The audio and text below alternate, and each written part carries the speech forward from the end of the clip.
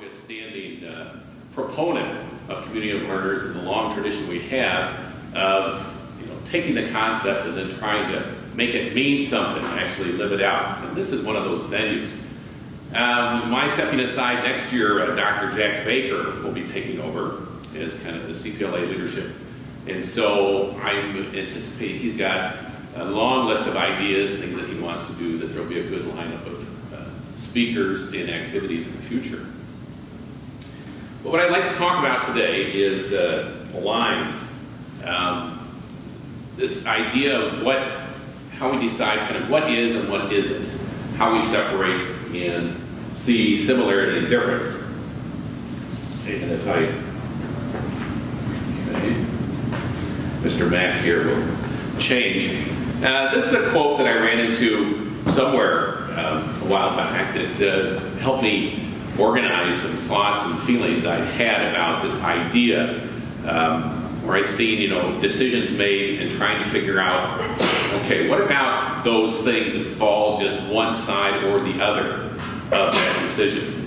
I think that was fueled by some of my interest in photography.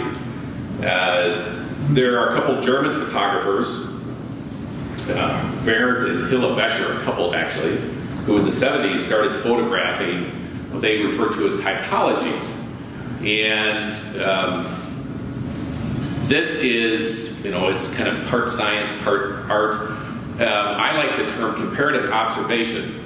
And they would find structures, which basically most people would write off as being non-visually interesting. I mean, they're approaching this as artists. Okay, and so we would look at the water, or these are storage tanks in Germany. I'm not sure actually what they hold, if it's beer, right? Okay, water, oil, or some other chemical. But they're not built to look nice. They're just very functional. And yet, when you start looking at them, you see patterns and similarities and differences. And so they went on to do all sorts of these things. This is someone else, but picking up on the same idea. This is maybe most similar. Some of you have seen bug collections where people have large cases or walls full of butterflies or beetles arranged in some kind of order where you say, okay, these are all somewhat similar, but they're slightly different, and we want to show you the variety based on this kind of boundary, this theme. These things all fit in here. Well, just about the time we want to draw lines, I get involved in black and white photography. And black and white is a little bit of a short version of it, because most of black and white photography is shades of gray, and trying to discern the differences, the subtleties, the nuances that exist somewhere between black and white. So the notion of shades of gray, a continuum, those kinds of decisions break into it. So we can construct different types of lines that we can have, hard lines, soft lines, some very dramatic. Probably one of the most dramatic in our tradition is the notion of heaven and hell. The hell side represented here by Rodin's Gates of Hell. This is I'm sorry I don't have a slide with a person standing in front of it, but these are bronzes and 30, 40 feet tall and full of detail. Sometime you get a chance, you can Google up some of the writhing bodies on here of the torment. This is a little more balanced view of that, the great, final decision. This is the Michelangelo's Last Judgment on the wall of the Sistine Chapel. We're most familiar with the ceiling, and if you were to stand in this spot and look up, you would see, creation of man, God reaching out to touch Adam. You can see the beginnings of it there at the very top of the scene. But here we have that's the Christ in the center at the top, and then on the left side, the body is rising towards the heavens, and as he kind of stands there with his hand above, we have bodies descending. And over here, we've got plenty of anguished faces. And then the further you get down, the bodies start to writhe and tumble. And down here, we've got the ferryman and the river Styx to kind of complete the whole picture. But it's actually cited, not often Aristotle for its theology. Sorry, this ends up being an aside, but for Michelangelo's tour de force in painting anatomy, because it's very common to relate to the figure in somewhat traditional poses, sitting, standing, and this is full of bodies contorted and twisted and tumbling in all sorts of positions, which really demonstrate his uncanny mastery of the human figure. Now another exhibit A here in hard and soft lines. Two boys are here today. This is back in one of their angelic stages, and they still are. They're excellent. But as they would attest, there are ongoing discussions in our house about hard and soft lines. We don't use those terms, but we're always negotiating the rules. Okay, what does this mean? What does that mean? What's the punishment if you step over this line? Is there any recourse? But the family relationships, the parent-child relationship and operating norms are constantly being defined by certain rules and drawn out. Well, we talk about rules for a second there. Part of what feathers in, there actually isn't a slide for this at this point, is this idea of definitions. Somewhere, I'm not sure if somebody told me this or it was one of those kind of daydreaming moments, but I'm in the camp that dictionaries aren't an authority. People, maybe it's somewhere I rebelled, somebody said, according to Webster, as if to prove something. And I don't buy the notion that you can appeal to a dictionary to prove something other than maybe spelling. Here's conventional spelling. But that dictionaries, in fact, record usage. This is our kind of common understanding of this word, which is why some words have multiple definitions. Multiple use because they get used differently. And yet, we are forced at some point to say, well, an apple is different from an orange. You can't call an apple an orange and get away with it and at least maintain what we would think of as, standard communication. So at some point, words have boundaries, but at the same time, we get into arguing exactness, it's a little bit slipperier. Hence, ongoing debates over law. I mean, what is the Supreme Court about? The Supreme Court is about trying to understand the meaning of those words in the Constitution. Hermeneutics is a study of trying to figure out what the Bible means. What do those words actually mean? How do we understand their context and the meaning that gets beyond what the words just say? So that notion of, and in one sense, a line can be a very clear demarcation, and there'll be a clear sense of one side or the other. Other things, lines seem to be blurrier and trying to figure out nuances, go on. But let me come back to thresholds for a second. Here's a little comparison in sport. And these are kind of my two best examples. On one hand, the high jump, like the pole vault, and for me has always been a nice, clear, you made it or you didn't. There's not a whole lot of middle ground there. I would guess maybe in the high jump you can only knock one end off, and the other end would kind of be balancing there, and maybe you get half a point or something. But, we don't keep it that way.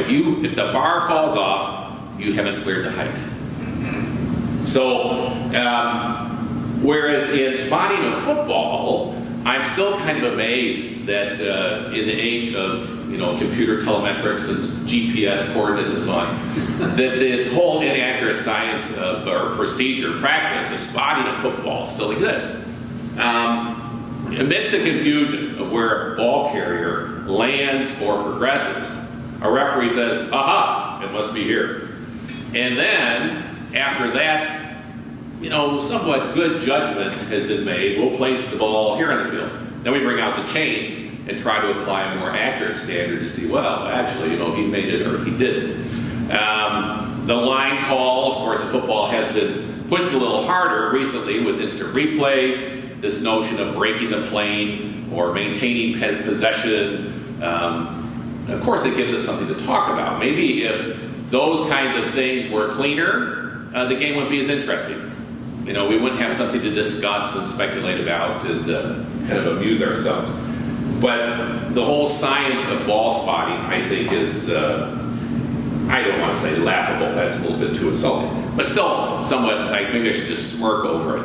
That in all the ways we try to be exact, maybe you'd say the same thing, calling balls and strikes. That with in the age of radar and computers, that we don't have an electronic strike zone.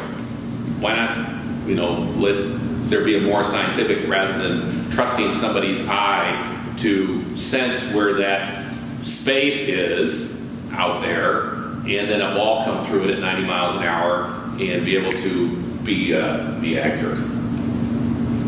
But we do attempt to write rules. I don't know which rule book is the thickest. Some people like to joke about the rule book for golf, and this is just talking about some of the out of bounds things, out of bounds beyond the boundaries of the course, or any part of the course marked by the committee. So even after you write rules, you still have to have a committee to kind of weigh in and decide what's there and what isn't. And then we go on and on. Here's another part of that. Also, its vertical axis crosses the boundary line more than halfway over, 9 inches on. Which then here, this is from some club resource, but this is a question I actually did pose to Charlie Carey at one point.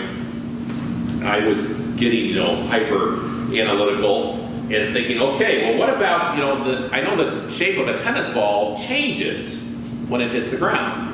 It squishes pretty dramatically. That creates the whole rebound, phenomenon. So we've got this line, and then we've got the axis of the ball, and we have to figure out, okay, what's touching what?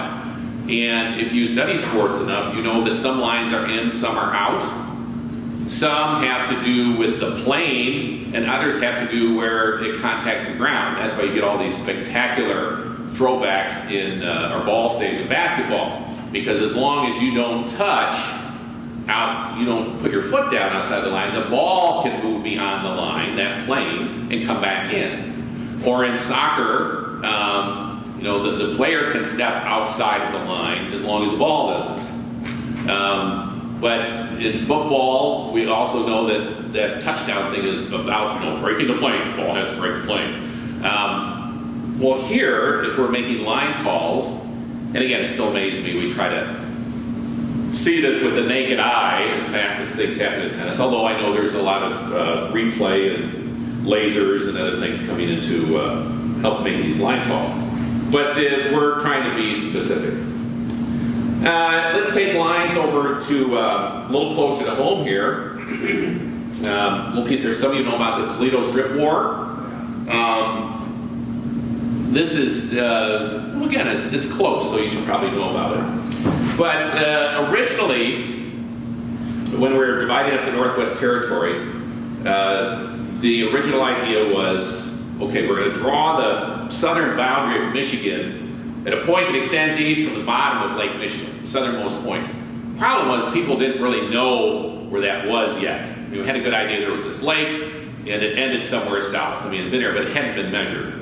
And so that bottommost line there, sorry this graphic probably isn't very readable from where you are, the southernmost line is what was anticipated to be. And you can see that cuts right across there, south of Toledo, in the mouth of the Maumee. Well, when jumping ahead, when Ohio wanted to come on, they obviously wanted, when they wanted to be a state, they wanted the mouth of the Maumee. This is in shipping days, in a river port. A harbor is incredibly important. There's probably nothing more important geographically than to have a river in a port city and so on. So they claim this new boundary, again to the southern lake, but marking and looking at some of the words, the way it had been written, they claimed it could come up further. Now, in that gap time, in between, Indiana had become a state. And Indiana had negotiated that rather than sticking with that southernmost line, they really needed some shoreline on Lake Michigan. They wanted some lake access. So they negotiated for the line to be drawn 10 miles further north. So hence the northern boundary of Indiana is a line, eastward line, based on being 10 miles north of the southernmost point of Michigan. Hence, that really explains the notch in the bottom of Michigan today. You know, they said, well, why does Michigan go across, drop down, and then continue? Why is it just straight north? So Indiana is already there. The shaded part then is what gets fought over finally in the Toledo War. And unfortunately, at least as the best historians can tell us, no blood was shed. Shots were fired in the air, but then cool heads prevailed, and a negotiation was struck, which gave us the UP. I wonder how Michigan ended up with the Upper Peninsula. It was because of the Toledo Strip War. And plenty of people in Michigan at the time were very dismayed that they had given up Toledo for the UP, because the UP was just seen, it was still somewhat classified as Indian territory and out there, you know, why, you know, have anything to do with it? Well, once the minerals were struck in the UP with iron and copper and all that, people were glad to trade that for Toledo. But really what forced it at the time is it allowed Michigan to move forward and becoming closer to a state. And so they were willing to kind of sacrifice. But the point is, this is an example of boundaries and how, you know, lines, you know, can make a difference. I don't know if anybody in your neighborhood has ever had a property dispute, but every now and then you'll find this thing where somebody's put a garage too close to the boundary line and somebody litigates and all that. But lines, you know, make a difference. And in fact, again, just from a historical angle, if you like boundaries, with borders, it's a fascinating read to go back and learn how boundaries were decided in the first place. I mean, every boundary in the United States, in our state boundaries, somebody sat down and said, well, we should put it here. No, let's put it over there. And you can see how some of us follow geography, but there are plenty of lines out west that are just based on, you know, map coordinates. Let's draw a big line here and divide these. Let's move to another set of lines that is quite interesting. There are boundaries in a sense. We have our representatives in the House of Congress based on population. I mean, House of Representatives, sorry. And so every now and then those have to be reappropriated because the population grows somewhere in the United States and shrinks. And so, okay, this area needs a little bit more, a little bit less. And this process is called gerrymandering. So you go in and decide who's going to get grouped with who. Now, the Kentucky map here looks like you might expect. They decided to, let's stick with the counties, and we'll just divide up the counties to come into, you know, equal population groups. And yes, it ends up making some kind of weird shapes, but at least they're somewhat coherent. Because of voting legislation and litigation and equal representation and people fighting, and that coupled with people's interest in creating voting districts, congressional districts that would create majorities, we end up with some better examples. And these are districts, one in Arizona, one in Illinois, that have been drawn. And you can say that people have various theories on why they're here, depending on your winning, losing side, about who made the decisions and why these were constructed the way they were. If you think that, again, a representative should be the voice of the people who are connected, somewhat contiguous, you know, in an area, then these don't make much sense. If, on the other hand, you think, well, no, the representative should be the voice of a certain type of people, class or, you know, ethnic group, race, then you're going to draw the lines differently. But these lines are quite creative, and there are a number of, all you need to do is Google gerrymandered districts and find some pretty interesting line drawing about who fits where. This, to me, is kind of a geographic representation of tax law. I mean, if you know tax law, it's full of loopholes. In other words, you kind of draw a nice, neat package. Everybody should pay their tax.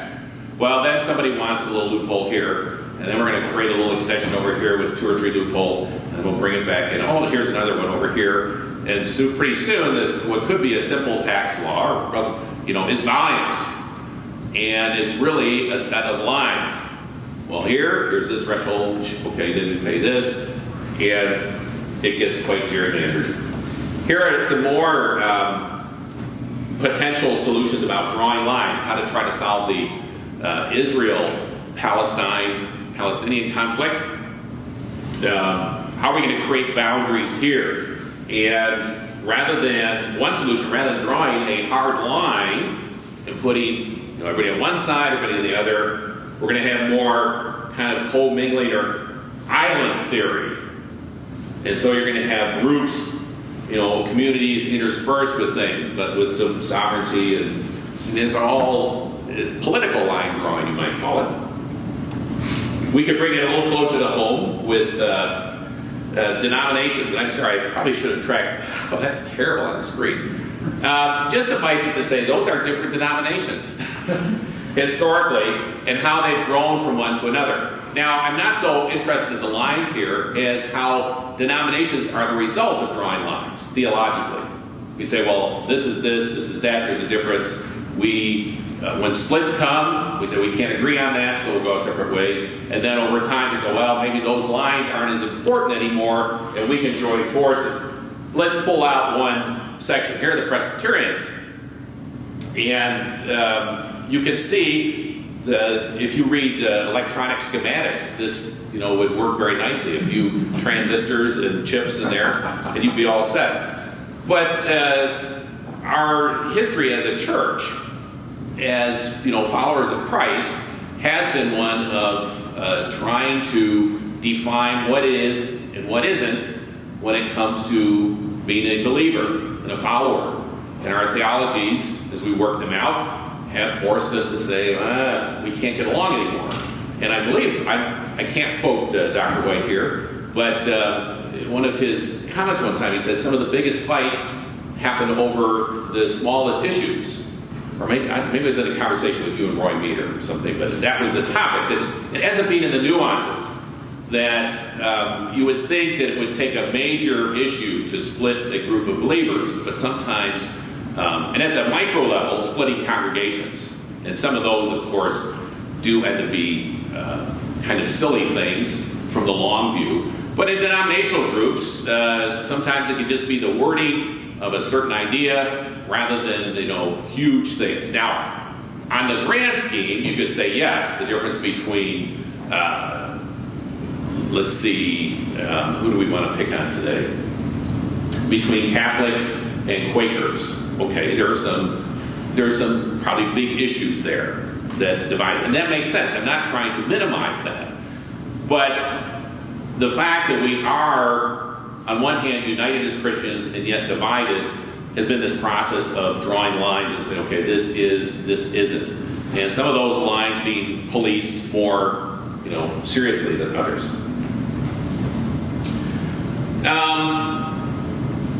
I think at this point, I'd like to let me throw in a couple other things on the thresholds here. I made a note before I forget. One is, fascinating, the idea of risk. Insurance companies have to draw lines on setting rates. I mean, to be north for an insurance company is to be most like an actuary. You're constantly looking for numbers and patterns. Who's going to die when? Who's going to crash the most? What kind of car is going to cause the most wrecks? What's going to cost to fix that? The school's health insurer priority is always coming back and looking at us and say, okay, who's going to get sick? What are the bills going to be? How much are we going to... And it's this continual navigation of assessing risk and then saying, okay, we need to bracket this here. No, we are not going to cover that. Yes, we can, but you have to do it this way. It's rule making, which is line drawing. Even this notion of being safe. One thing that comes a little closer to home, in running cross-cultural trips, the school has a policy. We've drawn a line on safety, for example, that we do not want to send students to a country where the State Department has issued a travel warning. The State Department has a system. They do their assessment and say, okay, this is safe, this is kind of sketchy, and this is really unsafe. They have kind of a ranking system for that. Well, we've said, sitting back here, how do we know if a country is safe to send students to? And we can stroke our chins and say, well, what is safe? But we don't know. It's a hard thing to figure out. So we've leaned on the State Department to say, okay, we'll follow your guidelines. We trust you. Well, this is really a personal side here. But I have a theory that the State Department will sometimes invoke those travel warnings as kind of an international diplomatic political tool. If they want somebody to kind of, clean up their act, they may issue a travel warning, which is an economic punch to most countries because it cuts down on tourism. Kenya is one that I'm familiar with, and there are plenty of theories about why there's been a long-standing travel warning in Kenya. If you compare other countries in the world, as far as rates of violence, warfare or travelers' issues, and put Kenya on that scale, I walk away and say, well, I think Kenya is as safe as other places that don't have travel warnings. So you can put a big disclaimer on that. Varlin's got political issues with the State Department. But the point is that we have to somehow draw a line on what's safe and what's not. Any safety rule is that kind of thing. Somebody's saying, well, it must be about here. You need to have that, or you can do this. Our helmet law in Michigan, and on and on and on. The other thing that this only points to the fact of my ignorance when it comes to statistics. I'm fascinated by statistics, and I probably should sit down and take a class sometime so I could use my terminology more accurately. But the whole idea of statistically significant is an interesting construct. We have data and we crunch it, work it backwards and forwards, and come up with the relationships between numbers. And at some point we say it makes a difference or it doesn't. Now that's a little bit of a genericism there for statistically significant, but basically at some point you say this really couldn't happen or could happen with, the chance of that is way out there. But at some point we start to see a pattern, and then we draw a line and say, aha, the numbers are starting to tell us something now. And it's those thresholds or points we say, this is where something needs to be done now. On a broader sense, we would do the same thing here at Spring Arbor, within the university. If something starts to happen over and over again, or multiple times, then we would say, okay, something has to change. Rather than, well, that was kind of a one-off, we don't have to worry about it. For those of you students in the crowd, students start doing something crazy, then we have to come up with a new rule. We got to fix that. Well, if one person does, it's one thing, but if 2 or 3 or half a dozen, then we have to change. And I pick on behavior things, but it might be a policy as far as, grading or class attendance or, working with the registrar, any number of things. But let me use that as a transition here then. The second part of my title there was the lines that divide us. In a number of the scenarios there, I had mentioned the kind of the different social groupings or constructs we find. For example, the church and how the church has been divided. Or even politically, how we're divided into precincts, congressional districts, and so on. But here at the Arbor, we end up kind of being divided into certain things. On one hand, the community of learners idea is an appeal to unity. And in its purest sense, the Quakers really like this idea. We really need to see eye to eye. There's very little sense of official hierarchy. We acknowledge the fact that somebody might know more than someone else. But we respect that and we dialogue.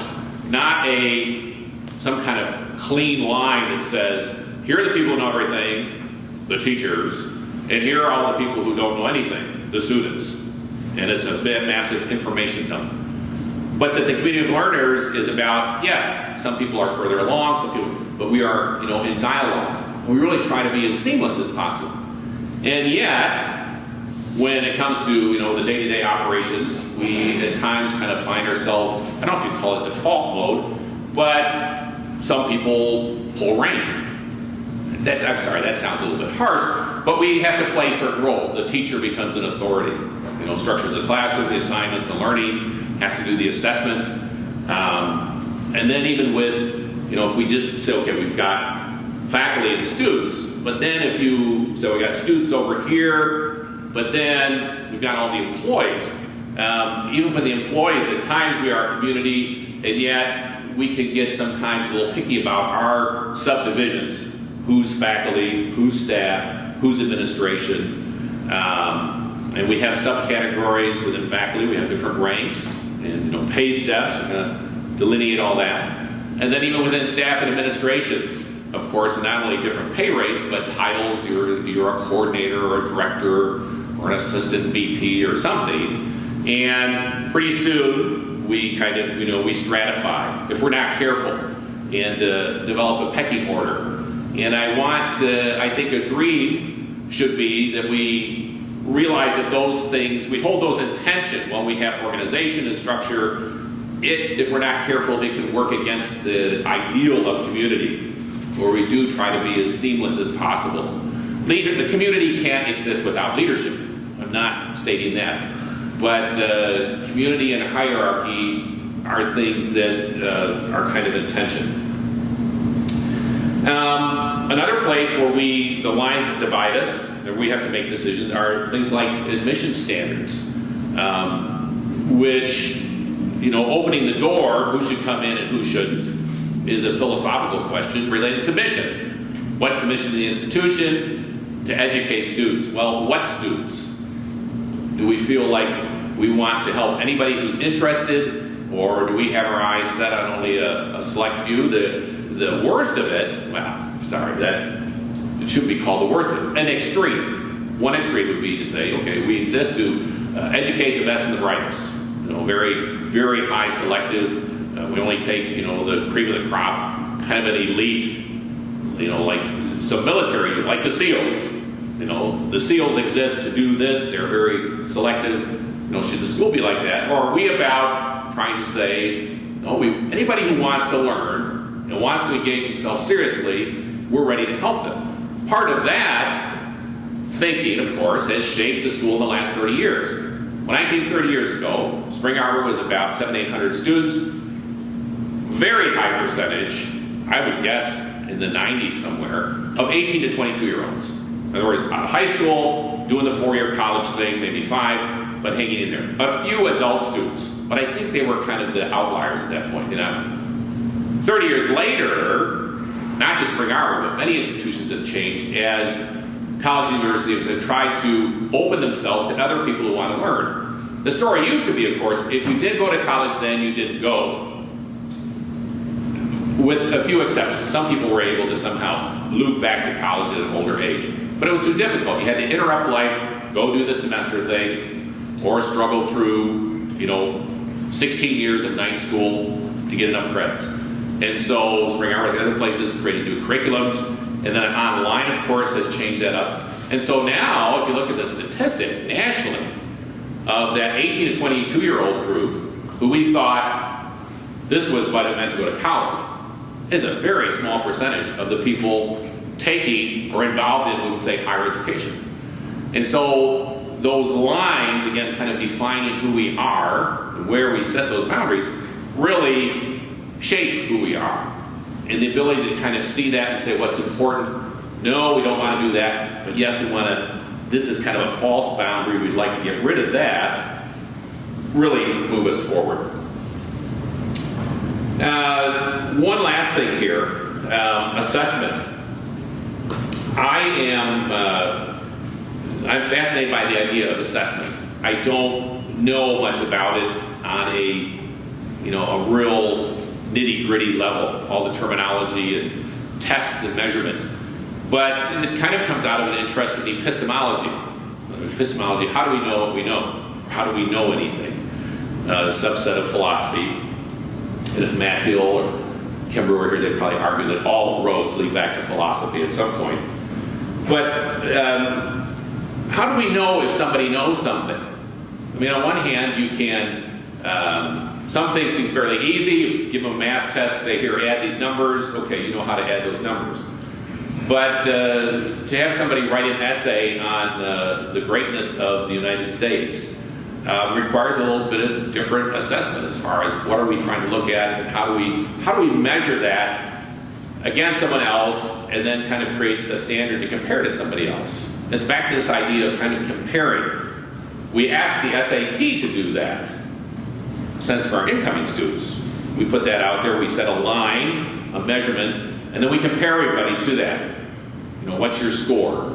And a lot of us as faculty like to scream and rail against standardized testing, but at the same time, you know, it seems to be everywhere when it comes to trying to establish some sense of comparing the apples and the oranges, and where we can drop down with any kind of conclusion.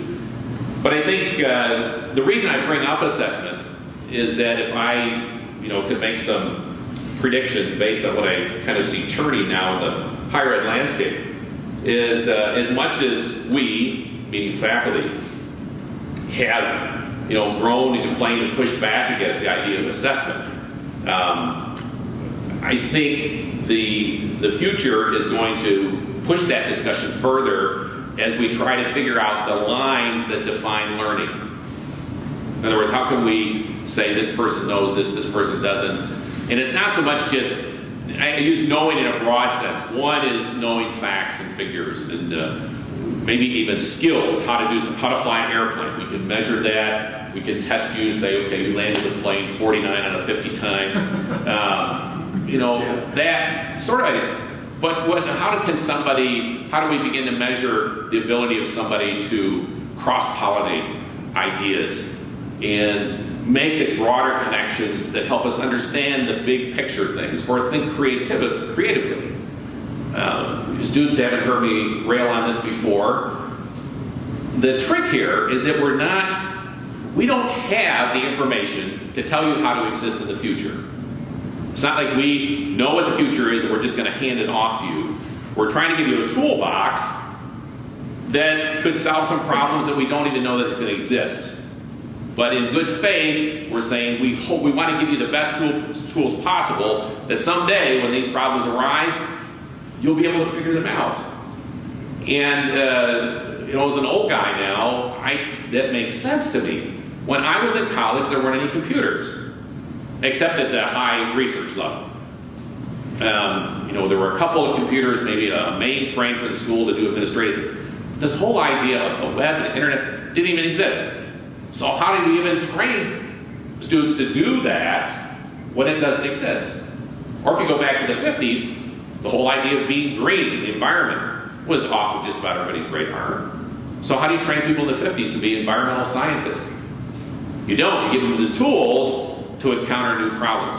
And so, circling back to my assessment idea, we just need to get better at figuring out how to do assessment, which is learning to draw lines in the right places and not end up assessing the wrong things, which again probably ends up being more of a faculty discussion. Students probably aren't that concerned about it. But let me close with this. We're about ready to change presidents again here at Spring Arbor. I think you know that Dr. Webb has announced his retirement, and we just have a new provost here. But they're very involved in leadership of the school. And I think, you know, as that trickles down, faculty and actually as you students are beginning to ramp up to be leaders of the next generation. You may not feel like a leader here, but someday, because you have a college degree, leadership will be thrust upon you. And you can either accept the responsibility or suppose run away from it. But leadership boils down to being able to come back to that first quote I had. The ability to look at things and analyze clearly and then make those distinctions about what is, what isn't, what will work, what won't work. And for a school like Spring Arbor, it's, I think many of us agree, it's critically important that somebody understand what's the standard we're making those judgments against. And that means having a vision of where the school is supposed to go. This place can't just do the same thing day after day and keep running. It's an organic, dynamic organism, and the ability to make decisions based on clear analysis and then draw lines, whether they're real thresholds and hard lines, or if just being aware that they're on a spectrum and there are going to be some hard calls and people are going to land on either side of that line and be frustrated, and yet the line has to exist, is what our future depends on. On a more personal level, if you're trying to say that's too abstract, I think each of our own lives in trying to follow Christ and engage the culture, to get back to the concept again, to be that critical participant. What's the critical part? The critical part is knowing how to draw lines in the right places. To say, this is important, this is not. This is a worthwhile investment of my life, this is frivolous. And this is where the world needs assistance, could use some help, and this is not worth my time. And so I hope, again, that God will bless you to draw good lines in your future. And I think we've got actually have time to take some questions. So what would you like me to elaborate on? Are you curious about, or you want to clean up a misquote of mine? Anything? Yes, This Jeff. is really mine. Will you go back to the towers? You show us that picture, the first one. This here, yes. Why do you think that, at least looking at them from the top, that all the stairways go clockwise? I don't have any idea. Do you think that people, flip the photographs to make it look that way? Does anybody know anything about architecture, why that should be? It's the easiest way to get stairs up the building. Well, why not have to go? He's saying no, why not counterclockwise?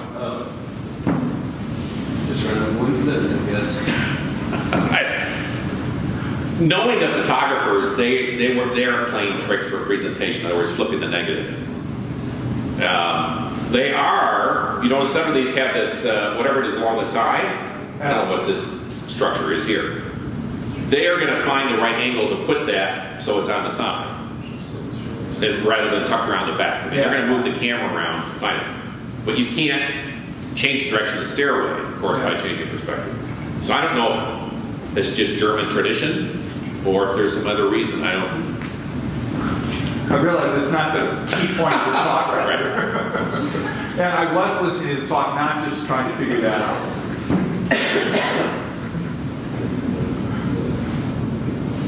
This is, again, I brought this in here because this has influenced my thinking, not just about this question, but a good portion of my photography is kind of along this line that I've tried to explain to people. It's looking for the same thing, only different, and looking for patterns and then saying, well, no, you're stretching the pattern too far. This isn't part of the pattern anymore.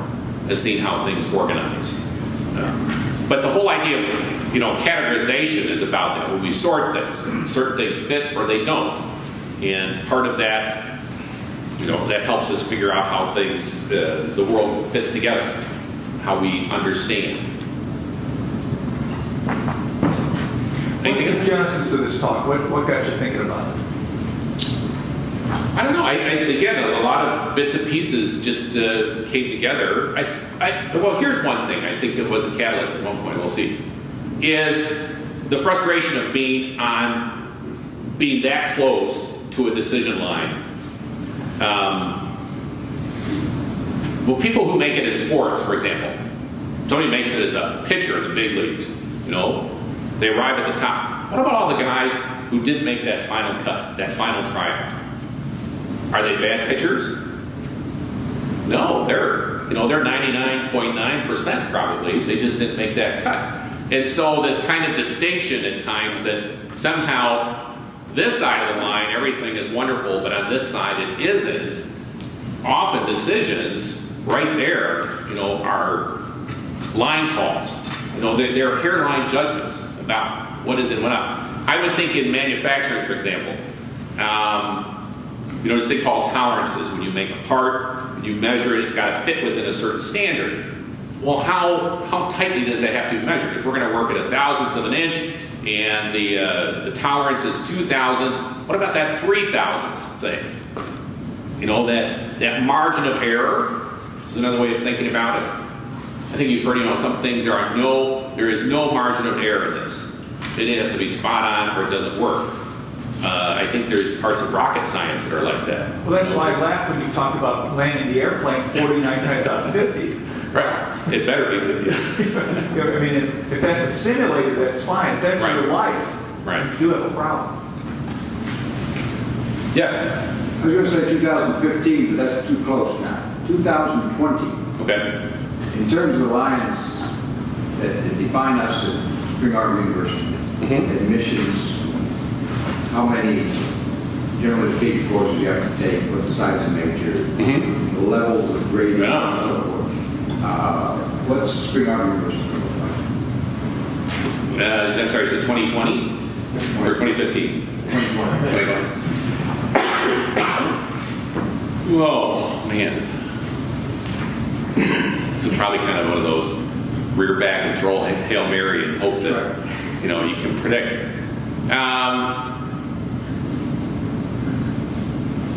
I think the idea of technology is going to continue to change the way we deliver learning. Whether we like it or not, economics will push that. And I don't know if, I feel much more confident saying that about the broader higher ed landscape. You know, the rest of those folks, it's going to change.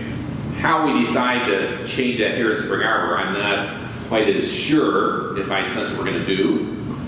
But the fact that, if we're going to talk about our bunch right here, our post-high school students coming, they're at least going to have other options of what it means to go to college. Because the technology world, whether it's going to be online, kind of traditional classes, or this MOOC idea that's starting to bubble out there, those are going to force it, along with the economic question. It's not just a question of, do I like technology or not? But the cost of college, its trajectory, and growing concerns about increased debt load are making students, I'm sure some of you, sat down and said, how am I going to afford this? And as that gets ratcheted up, it's going to change some things. So I don't, when it actually trickles down to curriculum, it may mean that people say, I want more of a guaranteed payout or payoff for what I'm studying. I'm not willing to risk studying art or history anymore because it's too risky, that risk kind of determination, to put all this money on the table to do that. I was talking to somebody the other day, if it was just a matter of time, in other words, college was very affordable, $100 a year. I think a lot of students would say, sure, I'll give it 3 or 4 years to study something if it doesn't mean I get an automatic job, because I want to learn. Or, like we always used to think about medical school, sure, I'll mortgage my life. I'll borrow $200,000, $300,000 because the guarantee of paying that off is pretty good. I know I get a job and I can pay off that debt.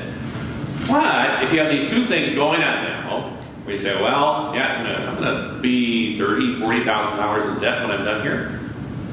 Can I afford to study something where the odds of finding employment aren't as good? Can I connect those two things? And whether it's the student making that decision, sorry to pick on some of you students again, or it's your parents saying, you will be a business major, not an art major, those kinds of things, that's a new tension. I think that didn't exist when I went to school. I mean, when I was in school in the 70s, people just weren't borrowing massive amounts of money. And now, that seems to be more the trend. And I don't think that's a secret. I mean, you could read headlines about it most days, but that's going to be a shaping factor in the future. How do we keep that gap reasonable as far as, you know, and I don't want to argue some student into saying, well, sure, just gamble $50,000. You can carry that debt around with you for the rest of your life. I don't want to push that. So, Charlie. I know the world of economy is a major part of our thinking in the last few years. But as I look over the span of the existence of universities or colleges like Spring Arbor, I'm not sure I see the difference in the lines of 40 years ago or 50 and the lines today, regardless of the technology, which obviously affects in some ways how we deliver, but the essence of who we are, those lines I think need to be elevated or somehow put in red so that our students can make those choices our prospective students as to whether or not these are lines they want to strive for or live within. I saw that happening when I went to college. I could have chosen to go to a state university, large or small, so much with less money than what I spent to go to a private Christian liberal arts institution. And the students that I worked with when I first came here had the same options like they do today. I'm not sure that I see that the changes in technology, online, et cetera, necessarily, those are new lines of delivery. But the essence of who we are, I'm not sure that I've seen those change, other than that we highlight economy, and which has always been an integral part of the decision. I'd love to see Spring Arbor continue to define who they are and to make those lines so obvious as to the advantages of a student coming to Spring Arbor over some other place. I would certainly agree with you on clarifying our essence of who we are. And even though our delivery or structure may evolve, that we're clear on why we exist. We don't exist because we're a residential college. We exist because we have the concept and we're called to this vision, this mission of what we're after. The economic thing will be a fun discussion because, again, the picture has changed a little. Obviously, the Spring Arbor's gone through numerous times when, on the verge. I mean, at one point, I think the locks were getting ready to be put on the doors. The dire straits. People couldn't rub two nickels together. Extreme sacrifice, whether it's from the employee end or families dipping in their pockets to pay for it. But I think, from my end, the thing that's changed is the ability to kind of push that into the future through loans and the debt load that students leave with. Now, again, we've had to do some comparison about what kind of debt students graduated with in the past compared to now. But yeah, that would be fun to follow. I don't want to hold you. I know some of you have class, and we're at 11, so thank you very much.